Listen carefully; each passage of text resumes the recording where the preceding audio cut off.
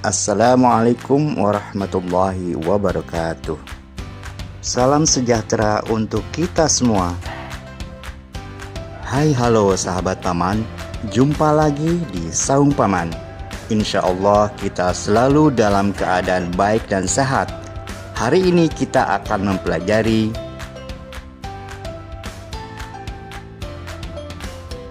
tematik kelas 4, tema 7, indahnya keragaman di negeriku, subtema 1, keragaman suku bangsa dan agama di negeriku, pembelajaran ke-1.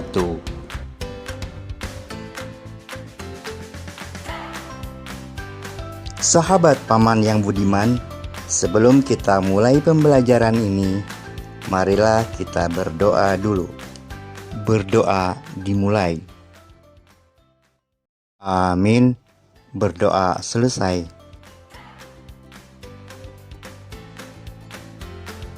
Bhinneka Tunggal Ika. Pernahkah kamu mendengar kalimat itu? Ya, kalimat itu terdapat pada Garuda Pancasila. Garuda Pancasila adalah lambang negara kita. Bhinneka Tunggal Ika berarti berbeda-beda tetapi tetap satu. Kalimat Bhinneka Tunggal Ika terdapat dalam buku Sutasoma, karangan Empu Tantular. Empu Tantular hidup pada masa kerajaan Majapahit sekitar abad ke-14. Dalam buku Sutasoma, pengertian Bhinneka Tunggal Ika lebih ditekankan pada keanekaragaman agama dan kepercayaan di kalangan masyarakat Majapahit. Sahabat paman yang selalu bersemangat, apa pendapat kamu? Perbedaan apa yang ada di Indonesia? Kemudian bagaimana sikap kamu terhadap perbedaan-perbedaan di Indonesia? Bangsa Indonesia terdiri atas banyak suku bangsa. Dan suku bangsa apa sajakah itu? Suku bangsa di Indonesia. Sejak dahulu kala bangsa Indonesia hidup dalam keragaman. Kalimat Bhinneka Tunggal Ika pada lambang negara Garuda Pancasila bukan cuma slogan. Penduduk Indonesia terdiri atas beragam suku bangsa, agama, bahasa, adat dan budaya, tetapi semua dapat hidup rukun berdampingan. Berdasarkan hasil sensus Badan Pusat Statistik atau BPS tahun 2010, bangsa Indonesia terdiri atas 1.331 suku. Berdasarkan sensus itu pula, suku bangsa Indonesia terbesar ialah suku Jawa yang meliputi 40,2% dari jumlah penduduk Indonesia. Suku Jawa ini merupakan gabungan dari suku-suku bangsa di Pulau Jawa, yaitu Jawa, Osing, Tengger, Samin, Bawean, Naga, dan suku-suku lainnya. Suku yang paling sedikit jumlahnya ialah suku Nias dengan jumlah 1.041.925 jiwa atau hanya 0,44% dari jumlah penduduk Indonesia. Namun suku-suku Papua yang terdiri dari 466 suku jumlahnya hanya 2.693.630 jiwa atau 1,16% dari jumlah penduduk Indonesia. Sedangkan etnis Tionghoa jumlahnya 2.832.510 jiwa atau 1,32% dari jumlah penduduk Indonesia. Ini sumber dari Bobo Kinesia.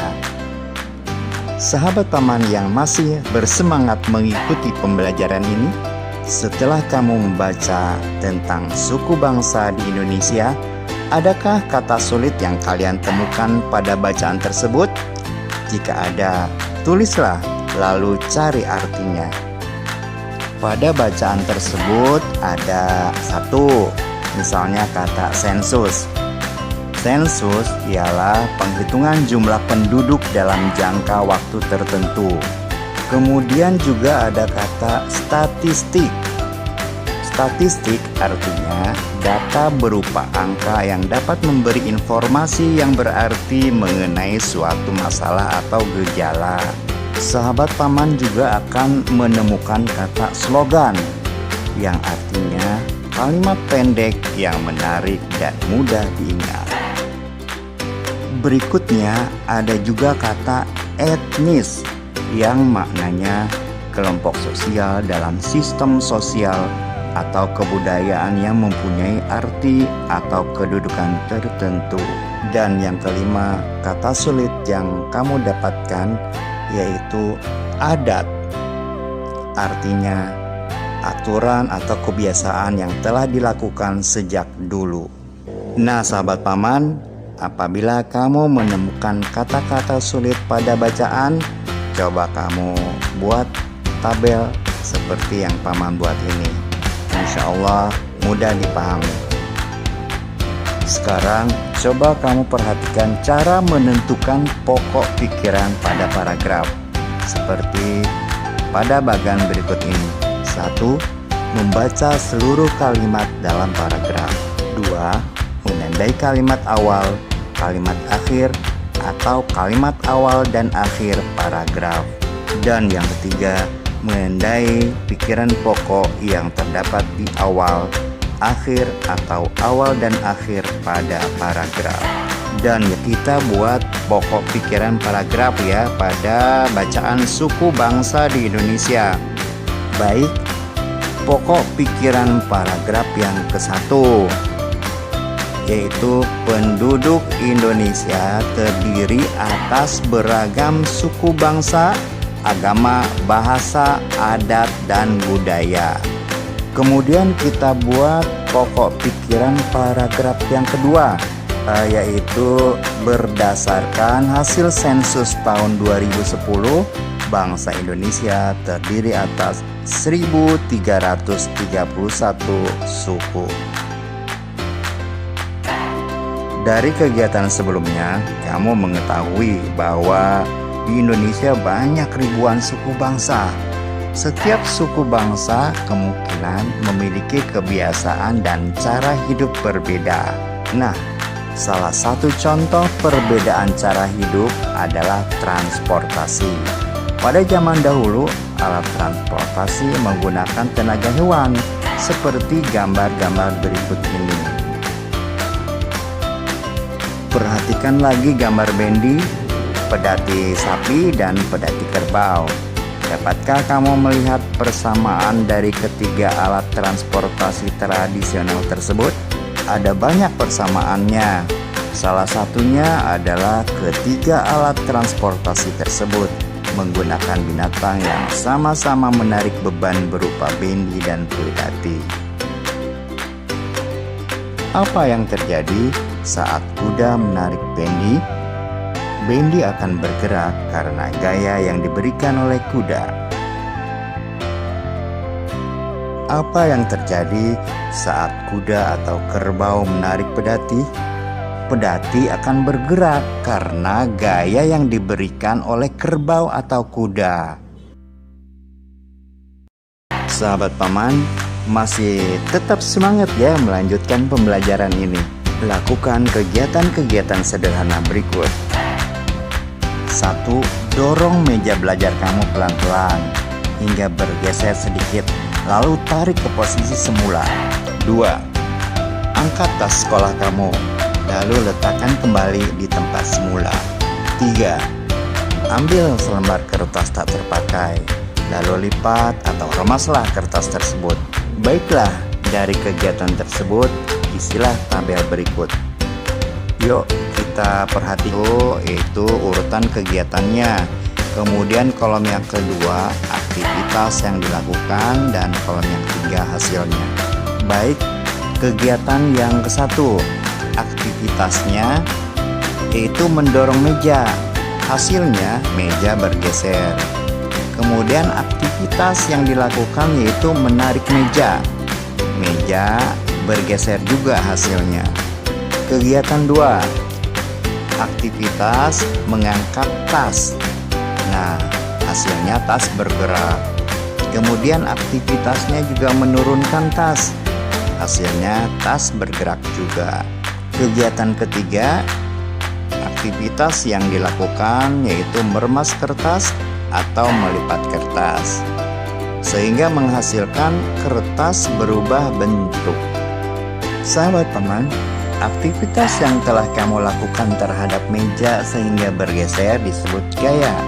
Kemudian, aktivitas yang kamu lakukan terhadap tas sekolah yang kamu angkat disebut gaya. Aktivitas yang kamu lakukan terhadap kertas sehingga menjadi berubah bentuk disebut gaya juga. Sehingga kita dapat membuat kesimpulan bahwa gaya adalah dorongan atau tarikan yang dapat menyebabkan benda bergerak atau berubah bentuk. Sahabat teman, kamu telah mengetahui pengertian gaya. Sekarang perhatikan gambar-gambar berikut. Lalu jawablah pertanyaan pada setiap gambar. Apa yang menyebabkan mobil pada gambar di samping dapat bergerak? Mobil pada gambar dapat bergerak karena didorong menggunakan kekuatan otot. Apa yang menyebabkan lampu dapat menyala? Lampu dapat menyala karena ada aliran listrik. Lalu, apa yang menyebabkan jarum menempel pada batang magnet? Jarum menempel pada batang magnet karena adanya tarikan gaya magnet. Selanjutnya, apa yang menyebabkan buah jatuh dari pohon? Buah jatuh dari pohon karena adanya tarikan dari bumi. Apa yang menyebabkan kursi mudah dipindahkan? Kursi mudah dipindahkan karena menggunakan roda. Roda dapat menghilangkan gaya gesek kaki kursi dengan lantai. Gaya mempunyai banyak jenis sesuai dengan sumber yang melakukan gaya. Macam-macam gaya antara lain gaya otot, gaya listrik, gaya magnet, gaya gravitasi, dan gaya gesek. Sahabat paman, perhatikan contoh kegiatan yang menggunakan gaya otot ini. Gaya otot. 1. Gaya otot adalah gaya yang dihasilkan oleh otot makhluk hidup, baik manusia maupun hewan. 2. Pengaruh gaya otot pada benda. Gambar-gambar ini akan menjelaskan pengaruh gaya otot pada benda. Benda berpindah tempat. Nah, contohnya pada gambar di sebelah ini, anak-anak sedang bermain tarik tambang. Selanjutnya, benda akan berubah bentuk. Nah, contohnya pada gambar di sebelah ini, ada orang yang sedang membuat gerabah. Kemudian C, benda diam akan bergerak. Dan D, benda akan mempunyai arah. Contohnya dapat kamu lihat sendiri pada gambar-gambar di sebelah kiri. Seni gerabah di Indonesia. Tahukah kamu apa yang disebut gerabah? Berdasarkan Kamus Besar Bahasa Indonesia atau KBBI, gerabah yaitu alat-alat dapur untuk memasak dan sebagainya yang dibuat dari tanah liat yang kemudian dibakar, misalnya kendi, belanga. Memang awalnya pembuatan gerabah untuk memenuhi kebutuhan alat-alat dapur. Namun kemudian dalam perkembangannya seni kerajinan gerabah meluas dan menghasilkan beraneka ragam benda. Pembuatan gerabah secara tradisional tersebar di wilayah Nusantara. Di Jawa, tempat yang terkenal dengan pembuatan gerabah ialah Kasongan, Yogyakarta. Kasongan adalah nama daerah di Kecamatan Kasihan, Bantul. Letak Kasongan kurang lebih 8 km di sebelah barat daya Yogyakarta. Gerabah Kasongan awalnya biasa saja. Perajin Kasongan dahulunya hanya membuat barang-barang rumah tangga seperti anglo, cobek, atau kendi. Namun pada tahun 1970-an, Bapak Sabto Hudoyo, seorang seniman Yogyakarta, mendidik perajin di sana. Mereka diajari cara membuat karya seni dari tanah liat. Sejak saat itu, seni gerabah semakin bermunculan. Para perajin membuat kendi yang lebih unik. Mereka juga membuat vas yang dilengkapi aneka hiasan. Semakin hari pengetahuan dan keahlian perajin makin berkembang. Hasilnya, yang kita lihat hari ini, gerabah Kasongan menjadi terkenal dan banyak dicari. Di Kabupaten Lombok Barat, Nusa Tenggara Barat, ada sebuah daerah yang terkenal dengan seni pembuatan gerabah, yaitu Banyumule.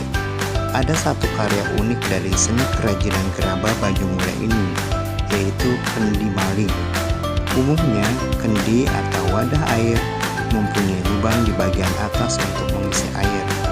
Namun, kendi dari Banyumule ini mempunyai lubang untuk mengisi air pada bagian bawah. Konon, pada zaman dahulu kendi ini dibuat untuk raja sebagai pengaman supaya maling yang berniat meracuni raja kebingungan mencari lubang di bagian atas kendi. Masyarakat di Pulau Ou, Maluku Tengah juga membuat gerabah yang disebut sempeh.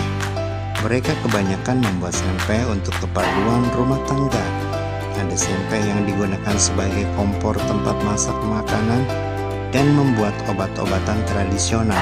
Ada pula sempeh yang digunakan sebagai wadah suguhan dan berfungsi sebagai piring. Di Papua, saat ini tradisi pembuatan gerabah ditemukan di pesisir utara Papua, tepatnya di Kampung Abar. Kampung Abar adalah satu kampung di Danau Sentani, Kabupaten Jayapura. Umumnya, pembuatan gerabah di Kampung Abar dilakukan oleh wanita. Konsumen gerabah Kampung Abar adalah para wisatawan yang datang ke Danau Sentani. Bagi para wisatawan, gerabah Papua itu menarik karena dibuat dengan tangan kosong tanpa mengandalkan teknologi alat pembedah. Bentuknya yang tidak halus dengan motif-motif khas Sentani juga merupakan daya tarik gerabah Papua. Sahabat paman yang cemerlang, informasi-informasi baru apakah yang kita dapatkan dalam teks seni gerabah di Indonesia? Informasi baru yang saya dapatkan dalam teks ialah sebagai berikut. 1. Gerabah adalah alat-alat dapur untuk memasak dan sebagainya yang dibuat dari tanah liat yang kemudian dibakar, misalnya kendi dan belangan. 2. Di Jawa, tempat yang terkenal dengan pembuatan gerabah ialah Kasongan, Yogyakarta, sejak tahun 1970-an. 3. Daerah Banyumule, Kabupaten Lombok Barat, Nusa Tenggara Barat, terkenal dengan seni pembuatan gerabah dengan karanya kendi maling. 4. Lubang untuk mengisi kendi maling terdapat di bagian bawah kendi. Konon pada zaman dahulu, kendi ini dibuat untuk raja sebagai pengaman, supaya maling yang berniat meracuni raja kebingungan mencari lubang di bagian atas kendi. 5. Karya gerabah sempeh berasal dari masyarakat Pulau Ou, Maluku Tengah. Dan yang keenam, tradisi pembuatan gerabah ditemukan di pesisir utara Papua, tepatnya di Kampung Abar. Sahabat paman yang hebat-hebat, dengan demikian selesailah sudah pembelajaran hari ini. Semoga dapat bermanfaat, insya Allah. Semangat belajar selalu. Sampai jumpa kembali. Assalamualaikum warahmatullahi wabarakatuh.